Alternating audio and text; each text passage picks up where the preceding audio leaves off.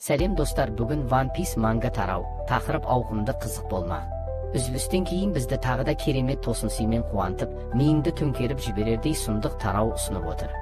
Бірақ осы тараудан кейін тағы да үзіліс болады. Өткен тарауда лайк және пікір өте аз болды. Осы жолы көп болғанын қалаймыз. Достар, аямай лайк басыңыздар. Сонымен жаңа тарауды бастаймыз. 1190 тарау өлімі көпшілікті қуантатын адам деп аталады. Ал қараңыздаршы, ең алғашқы сәттен-ақ қандай керемет ишара пайда болып тұр. Шанкс менің ең сүйікті кейіпкерім, осыған орай тизерінде жариялап үлгерді. Осы видеодан кейін сол алып Йонкоға қатысты ең жойқын ақпаратты шығармақпын. One Piece әлеміндегі бір тұлға. Ал енді өздеріңіз түсінгендей, мына керемет мұқабаға ұзақ тоқталып жатудың қажеті жоқ. Сондықтан бірден тараудың өзіне көшейік. Бірінші беттің өзінде ақ Луфидің имудың шабуылынан қатты жараланып, денесі тілінгенін көреміз. Оны ұмыт қалған 100 жылдықтағы 19 патшаның дәуірінен жеткен қос аңыз қылышпен шаншып, әлгі ағашқа мықтап бекітіп қойған. Габан болса, екі балтасымен Инсаманың үшінші балта соққысын тойтарыпты. Дайын болыңыздар, бұл тарау оқиғаға әбден қанық болғалы тұр. Инсама Габанға сұсты кейіппен қадала қарайды. Ал Габан жымиып, оның балтадай жойқын күшін қарсы алуға дайын тұр. Ал Луфи әдеттегідей ес-түссіз күйде жатыр. Ол үшін бұл маңызды мәселені қазір ересек ағалар шешіп береді. Инсама балтасын қайта сермейін деп толықтай дайындап алады. Габан сәл шегініп, арақашықтықты сақтайды. Ал Луфи болса әлі де ес-түссіз жатыр. Біз шынымен де ағаштың бір бөлшегі сэндвич тәрізді болып, Луфиді өзіне шынжырлап тастағанын көреміз. Ал Луфи болса еш пайдасы жоқ, кейін қарай ұшып кетеді. Оның мүшкіл халін анық көруге болады. Ол ұмыт қалған ғасырдан қалған екі алып күштің ортасында қалып, тіпті Сайди Одзамонның деңгейіне де жетпейтіндей күйде, қолдарын екі жаққа жайып, өзін дәрменсіз етіп көрсетіп жатыр. Осы сәтте Инсама қатты ширығып демін ішіне тарта бастайды. Негізінде оның айтқысы келгені. Ал Габан болса, Луфи артқа қарай ұшып бара жатқан бір-ақ сәтті пайдаланып, екі балтасын айналдыра сермеп, оның денесіне қадалған әлгі екі қаңғыбас қылышты суырып алады. Сөйтіп, Луфи әлгі ағаштың сүйір тұқылына шаншылып қалмай құлай береді. Міне осы жерде Габан өзінің шын мүмкіндіктерін мүлде басқа қырынан көрсете бастайды. Байғұс Луфи денесінен әлгі қылыштар суырылып алынғаннан кейін қиналып жатқанда, Инсама да көп созбай, бар күшін жинап, өзінің жойқын балтасымен Габанға қарай шабуыл жасайды. Алайда бәрі әп-сәтте болады. Габан бұл соққыдан жалтарып, жоғары қарай секіріп кетеді. Бұл жерде не айтуға болады? Реакциясы бетон. Әрине, қазіргі Габан өзінің шарықтау шегіндегі жас кезіндегідей емес. Жас Габанның жылдамдығы әлдеқайда жоғары болғаны анық. Өздеріңіз түсініп тұрсыздар, бұл екеуі бір адам болғанымен, күш-қуаты жағынан екі түрлі деңгейдегі тұлға. Қандай қорқынышты кейіп. Сен бұл дүниеге мүлде тиесілі емес секілдісің, дейді Габан төменнен жоғары қарап тұрған бұл сұмпайыға көз тігіп. Осы кезде ол өзінің айбатты балталарының бірін сермей бастайды. Бірақ дәл сол сәтте Инсама тағы да мені таңғалдырды. Сен тағы кімсің? дейді ол Габан бетпе-бет қарап. Яғни, тағы да сол жағдай. Шын мәнінде Инсама бұрынғы пираттар патшасы Роджердің бүкіл экипажын білмеуі де мүмкін. Өйткені ол кездегі Роджер тобының кейбір мүшелері теңізде аса танымал болмаған. Ал Габанның сияқысы да шамасы 0 миллион бели шығар. Бәлкім оның ескі іздеу парақшасын әлдекім жай ғана жоғалтып алған болар. Оның үстіне Габан қазір бұрынғыдай жас емес. Жасы ұлғайып, ең шарықтау кезеңінен әлдеқашан өткендіктен, Инсама өзіне қарсы тұрған адамның кезінде Роджер экипажының мүшесі болғанын бірден тани алмады. Габан көп ойланбастан, мен бұл әлемді жақсы білетін адамын деп жауап береді. Осы жауапты естігеннен кейін Инсама үнсіз тұрып қалады. Яғни, өздеріңіз түсінгендей, ол Габанның пафосын үнсіз ғана көтеріп шыдап тұр. Ал Габан болса артына бұрылып, асықпай, маңғаз кейіппен. Әлем патшасына арқасын бұрып, Луфиге қарай бағыт алады. Тұр, Мугивара. Луфи. Қарт екі балтасын сол қолына ұстата салып, оң қолымен әбден таяқ жеген Луфиді көтеріп алады. Луфи болса, қатты ауырсынғанын айтып, бар даусымен айқайлай бастайды. Айтпақшы, Луфидің өліміне қатысты бір нәрсені еске сала кетейін. Ол Кайдомен шайқаста да өлген еді, содан кейін жемісінің күші оянып қайта тірілді. Ал қазір тағы да өлім аузынан өтіп отыр. Иә, өздеріңіз түсініп тұрсыздар.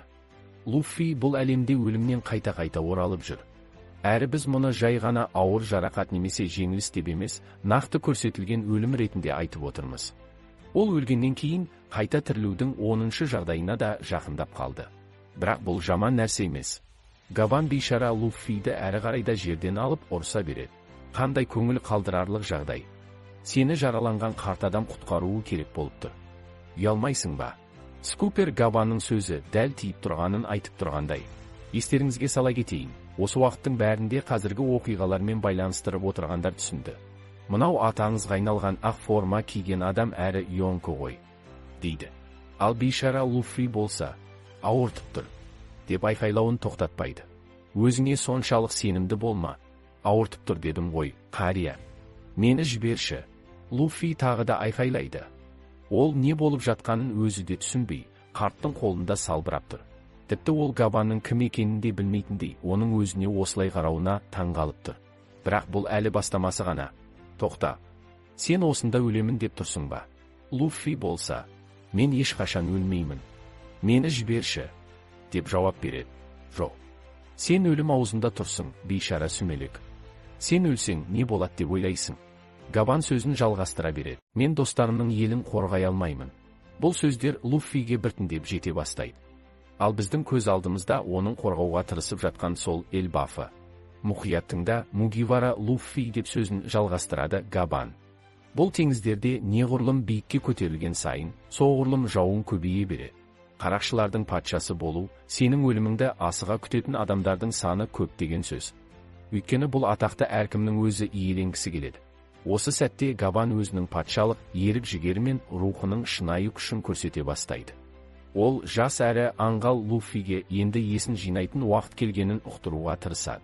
Егер қарақшылар патшасы болуды бейбіт, көңілді әрі алаңсыз жолмен жүзеге асырамын деп ойласаң, онда үйіне қайтқаның дұрыс. Осы сөздерден кейін Габан шыдамай Луффиді алысқа қарай лақтырып жібереді. Сен бұл атаққа лайық емесің. Сен маған тек кедергі келтіресің, сүмелек бала. Ал дәл осы жерде Габан қайтадан қаруын қолға алып, планетадағы ең мықты жауынгермен шайқасуға дайындала бастайды. Енді Луффидің біраз жерге ұшып барып түскенін көреміз. Қазір оған бұл жерде болудың қажеті жоқ. Әзірге Элбафта болып жатқан жайттарды ой елегінен өткізіп, жағдайды түсініп алсын. Ал Инсама болса, мұның бәрін сабырмен қабылдап тұрды. Қарғыс атқыр, мына қарттың тіліне ие болуды білмейді екен. Күте тұр, әлі көресің, деп күбірледі ол. Ал Луффи болса, бұған дейін ескерту естіп, кішкентай баладай тыртиып қалды. Бірақ енді дайын болыңыздар. Нағыз шайқас дәл қазір басталады. Ақыры Габан дүниенің патшасына бұрылып, өзінің айбарлы шабуылын бастайды. Ол екі балтасын басының үстіне көтеріп, Богомол стилі, жүзді қарулар стилі гүлді алхора Богомолы, деп жаңа тәсілін қолданады. Габан бірден шабуылға көшеді.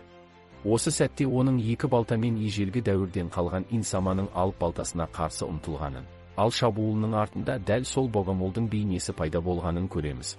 Алайда Инсама мұны сенімді түрде бөгеп қалады. Ол Габанның шабуылын айналмалы қозғалыстар арқылы тоқтатады. Мұндағы айналмалы қозғалыстарға ерекше назар аудару керек. Өйткені бұл жерде дәл осы тәсіл маңызды рөл атқаратын сияқты. Кенет Инсама сөз бастайды. Мазақ қылып тұрсың ба? Сен мына жігітті шынымен өлтіргің келіп тұр ғой. Габан оған қайта сұрақ қояды. Иә, дәл солай. Ұрыс үстінде Инсама қатқыл жауап беріп, Габанды сәл кейін қарай серпіп жібереді.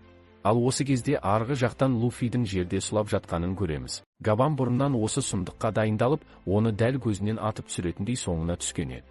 Шынымен де ол Джойбойға соншалықты ұқсай ма? Бұл жерде Габан Луффиді жас баладай сынап қана қоймай, Инсаманы да әдейі түртпектеп, өзінің жағдайдан Инсам ойлағаннан әлдеқайда жақсы хабардар екенін аңғартады. Ал Инсама болса, мені тағы да таңғалдыруын жалғастырды. Сен кімсің өзі? Ол тағы да сол сұмдық сұрағын қойды. Бұл туралы сен білесің бе? Осы сөздермен қатар Инсама тағы бір шабуылға дайындалып, арқасындағы құдайлық сауытынан кезекті көне семсерін суырып алды. Ханымита Сера, сүйікті жұтушы. Бұл ұмытылған ғасырдан қалған тағы бір көне семсер. Қызық, осы семсерлердің де дәрежесі көрсетілер ме екен? Осыдан кейін Инсама алып семсерін қынабынан суырып, сол қолындағы айбалтатын беріп ұстап тұрып, Габанға тағы да сұрақ қойды. Сен не білесің? Габан бұл жойқын шабуылды оңай ғана тойтарып жіберді. Алайда шын мәнінде бәрі біз ойлағандай қарапайым болмады. Джойбойдың хабары туралы айтып тұрмын. Бірақ мені қате түсінбеңдер. Біз сонау өткен заманда өмір сүрген бейтаныс біреудің соңынан еруді мақсат еткен жоқпыз. Біздің бар болғаны қалағанымыз капитанымыздың арманын соңына дейін жеткізу. Ал енді мынаған назар аударыңдар, өйткені дәл қазір оқиғаның ең қызық әрі маңызды тұсы басталады. Дайын болыңдар. Шын мәнінде Роджер де дәл осыны жасағысы келген. Алайда ол пайғамбарлықты білгендіктен тағдырдың өзіне бұл істі соңына дейін жеткізуге мүмкіндік бермейтінін түсінді. Өйткені ол өз уақытынан тым ерте дүниеге келген еді. Ал Инсама болса алдында кім тұрғанын және Габанның дәл қазір кім туралы айтып тұрғанын әлі де түсінбейді. Қарғыс атқыр қарт мені кәдімгідей ақымақ қылып көрсетті. Луффи болса өзін ұрыс естіген баладай сезініп, қарнын ұстап, абдырап жерде аунап жатыр. Жазылшы, тезірек. Ең болмаса аздап болса да емделші. Ол 5-ші герде өзіне бағытталған жойқын корольдік хакидің әсерінен және Инсама соғып кеткен қылыш жарақаттарынан айығуға тырысып жатыр. Ал Инсама болса әлемдегі ең мықты адамдар туралы қаншалықты көп білетінін тағы бір мәрте көрсетіп отыр. Сенің капитаның кім? Сұрақ қойды Габанға. Инсама бұл сұрақты төтесінен қойғанда Габан бірден жауап береді. Қарақшылар патшасы Голд. Роджер, ойланып көріңдерші. Инсама шынымен де алдында тұрған адамның кім екенін әлі түсінбеген. Оның алдында қарақшылар патшасы Роджердің экипажындағы күш-қуаты жағынан 3-ші орында тұрған адам Скоппер Габан тұр. Инсама оны тек сыртқы келбетіне қарап бағалап отыр. Қартайған, шашына ақ кірген, бұрынғы жас жігітке ұқсамай. Сондықтан оны танымай қалған. Кенеттен Инсама Габан айтқан сөздерінің мәнін түсінеді. Сол сәтте оның есінде қысқа ғана флешбек пайда болады. Жиіркенішті. Неге еді? Лардың бірін қарақшылар патшасы деп атайды. Бұл есімнің бүкіл әлемге таралуына жол бермеңдер. Дәл сол кезеңде Роджерді бүкіл әлем қарақшылар патшасы деп атаған кезде, Гараси оған осылай жауап берген еді. Флешбек аяқталады. Біз қазіргі уақытқа қайта ораламыз. Инсама сөзін жалғастырады. Түсінікті.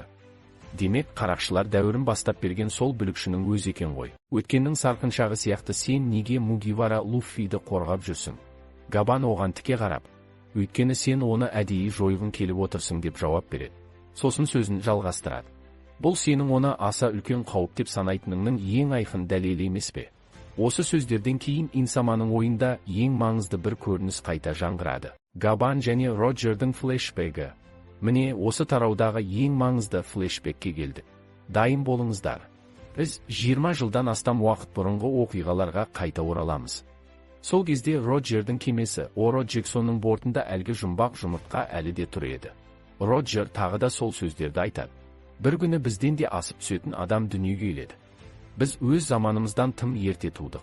Бұл сөздер жай ғана болжам емес. Роджер өзінен кейін келетін адамның өзінен де асып түсетінін сол кездің өзінде білген еді. Бізге Скоппер Габанды, Сильверс Рейлиді, Крокустың серігін, қызыл шашты Шанксты, ұлы Оденді және қарт Белоусты көрсетеді. Олардың әрқайсысы, әрине, Роджер бар шындықты түсіндіріп бергеннен кейін, бәрін өздері саралап, ақыры шындықтың түбіне жеткен. Қазір Габан солардың бәрінің атынан ортақ бір ойды айтып тұр. Бұл әлемнің лорында әлдеқашан белгілі болған нақты факт. Бұл бәріміз көптен күткен жігіт. Луффидің тағдырға жазылған ұлы миссиясы енді бұрынғыдан да айқындала түсті. Ал енді біз қайтадан Мугивараны көреміз. Луффи әлі жерде жатыр, тіпті орнынан тұруға да шамасы келмей қалған. Осы кезде Му Габанға қатқыл түрде жауап береді. Дәл солай. Му ақымақ болды. Бәлкім, ол сансыз кездей соқтықтарды тағдырдың белгісі деп қабылдаған шығар. Енді бұған нүкте қоятын уақыт келді. Ал шын мәнінде мұның бәрі жай ғана кездей соқтық болуы мүмкін еді. Қысқасы, Муның тағдыр деп жүргеннің бәрі оның өз қателігі мен қате түсінігі ғана. Бірақ мұның бәрі бос сөз емес пе? Бір сәтте Габан қайтадан Инсаманың үстінен төніп тұр. Шынымен де осы тарауда екінші рет оны дәл осындай жағдайда көріп отырмыз. Габан істің мәнісін түсінеді. Кешір мені, адам ағашы. Сені жеуге ниетім жоқ еді. Деп Габан алдын ала ақталып қояды. Өйткені дәл қазір оның жасайын деп тұрғаны сұмдық нәрсе. Құдай-ай, буындарымның сықырлағаны ай. Бүкіл денем әбден қирап кәрілікке айналды ғой. Габан өзінің қартайғанына шағымдана отырып, ең жоғарғы деңгейдегі хакиін бар күшімен шығарады да, оны Инсамаға қарай бағыттайды. Ал Луффи болса, орнынан баяу көтеріле бастайды. Мен оны кешірмеймін. Рейлидің экипажындағы адам болса да, бәрібір кешірмеймін. Алайда Луффиге жағдайдың мәні әлі толық жеткен жоқ. Ал дәл осы уақытта Габан не істеп жатыр? Иму Луфиді өлтіру үшін өзінің стигма атты шабуылын қолданбақ болып, бар күшін жинап, шабуылын оған тура бағыттайды. Бірақ дәл сол сәтте Габан іске араласады. Камуда құдайлық қақпа. Корольдік хаки орасан зор күшпен сыртқа атылып, бүкіл Элбафқа таралады. Сол сәтте адам ағашының алып бұтақтарының бірі жарамсыз болып қирай бастайды. Габан инсаманы Луфиден бөліп тастайды. Оның корольдік хакиге толы шабуылы ежелгі ағашты да ойрандап, алып бұтақты быт-шыт. Келесі кадрда да дәл осы көріністі көреміз. Бірақ бұл жолы ракурс тағы да жоғарыдан қарап тұрған Габанның жағынан беріледі. Ол инсаманың үстінен өз басымдығын айқын көрсетіп, қысымды жалғастырып келеді. Габаннан тараған патшалық иерік инсаманың айналасына әлі де толассыз жайылып жатыр. Әрине, Имуға мұның бәрі ұнамайды. Ол ақыры Луфиден назарын бұрып, Габанның патшалық еркіне қарсы тұруға тырысады. Ол да өзінің патшалық еркін іске қосады. Сосын былай дейді: қартайып кетсең де, сен әлі күнге дейін қарақшылар патшасының экипаж мүшесі болып қалдың. Осы сәтте Габан тағы да Имуды ауыр жаралайды. Оның аузынан да, маңдайынан да қан ағып жатыр. Ойланып қарасаңдаршы, адам қанша қартайса да, өзінің шарықтау шегінен түспеуі мүмкін. Өйткені жас Габан мен қарт Габан екі бөлек адам емес. Бұл бір адамның өзі. Қос бетті керемет көрініс Габан балталарымен өзінің ең қуатты шабуылын жасайды. Ал инсама оған өз сауыттарымен қарсы тұрады. Сүйек жегіш Бами. 8000 тайпа көсемінің күші. Екі шабуыл бір-бірімен қатты соқтығысады. Инсама шабуылды бар күшімен тосып тұрып, сөзін жалғастырады. Сен оның айтқан сөзіне соншалықты қатты сенгің келеме? Ол Габан бұған дейін ашық әрі нық түрде айтқан сөздерін меңзеп тұр. Иму Сама мен Габан арасындағы қанды шайқас жалғасады. Габан адам ағашын екі балтасымен тіліп өтеді. Имуға бұл шабуыл оңай болмайтын сияқты. Келесі кадрда инсама Габанның корольдік еркімен алып балталарының соққысы денесін бір жола талқандап кетпеу үшін екі қолымен бар күшін салып қорғануға мәжбүр болады. Сен де солайсың, солай емес пе? Деп сөзін жалғастырады Габан. Ол әлі де инсаманың үстінен толықтай үстемдік құрып тұр. Ал инсаманың жағдайы барған сайын қиындап, тіпті көзінен де қан аға бастайды. Осы кезде оқиға орны сәл өзгереді. Бізді қысқа уақытқа жерасты әлеміне алып барады. Сол жерде Скопер Гингбен қиратқан алып бұтақтың төмен қарай құлап бара жатқанын көреміз. Алып бұтақ жерге күрсетіп құлап, быт-шыт болып шашылып қалады. Алайда ең маңыздысы бұл емес. Тағы да шағын ғана локация ауысуы болады. Бұл жолы бізді Локидің жағына алып келеді. Күн әлемі. Бұл не болғаны? Деп таңғалады Локи. Ол корольдік еріктің, хаки, бұрын соңды болмаған қуатты толқынын сезеді. Нами мен Усоп та бірнеше адамның корольдік еркінен тараған бұл қысымды сезіп қояды. Усоп, өйткені ол Луфидің корольдік еркін басқа біреудің еркінен ажырата алады. Яғни, біз көріп отырған нәрсе Им-саманың шынайы прайм дәуіріндегі күші болуы мүмкін. Енді оқиға қайтадан Габан мен инсама арасындағы шайқасқа оралады. Бізге Габан осы сәтте өзінің шегіне жетіп, бар күшін көрсетіп жатқанын қанша рет аңғартса да, оның шын мәнінде қаншалықты мықты екенін көрсеткенімен, қазіргі жағдай анық. Габан жеңілді. Ол шалқасынан құлап жатыр. Екі алып айбалтасы екі жағында жатыр. Ал бір қолы шынтағынан төмен қарай шабылып қалған. Яғни, оның бұл шайқасты әрі қарай жалғастыруы екі талай. Содан кейін біз қайтадан Луфиге ауысамыз. Ол да азды көпті есін жинап, қайта қалпына келген сияқты. Қарт! Деп айқайлайды Луфи. Ал келесі кадрда. Бұл шайқас енді не болады? Деген сұрақ туындайды. Келесі аптада әрине үзіліс бар. Достар, біз осымен қоштасамыз.